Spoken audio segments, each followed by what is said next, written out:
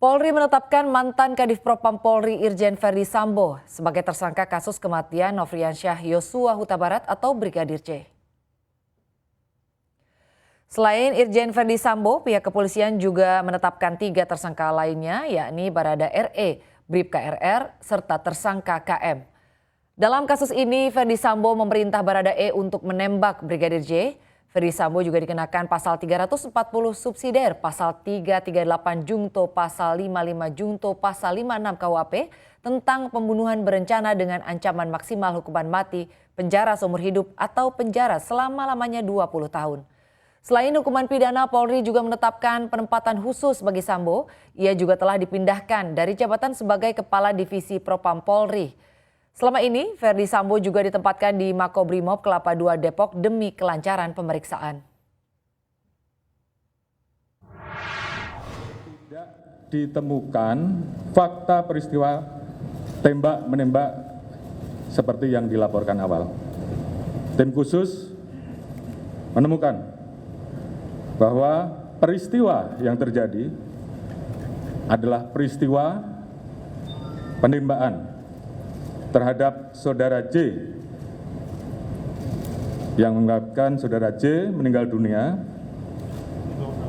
yang dilakukan oleh saudara RE atas perintah saudara FS. Tadi pagi dilaksanakan gelar perkara dan tim sus telah memutuskan untuk menetapkan saudara FS sebagai tersangka.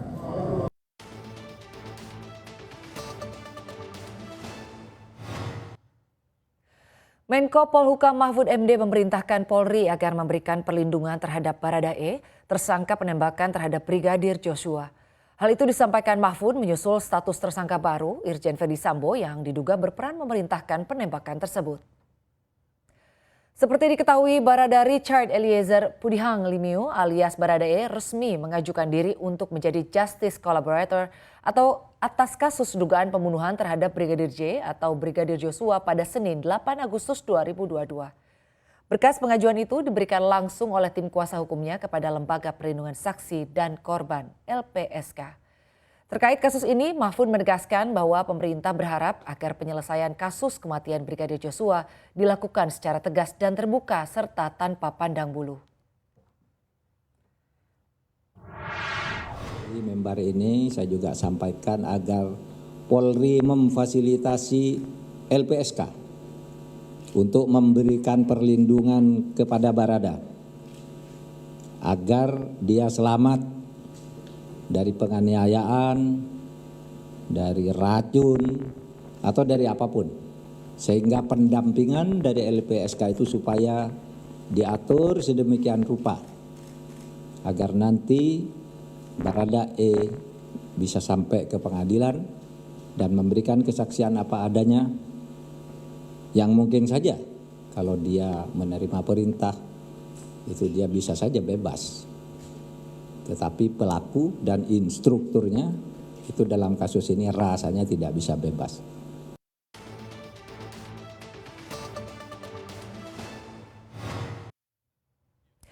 Kasus kematian Brigadir J menjadi fokus banyak mata. Bahkan Presiden Joko Widodo memberikan arahan langsung pada Kapolri Sigit Prabowo untuk membuka tabir kebenaran terkait kasus tersebut. Selain itu, kasus ini penting dituntaskan secara transparan agar kepercayaan publik pada polisi terjaga sebab kepolisian menjadi lembaga dengan anggaran belanja jumbo.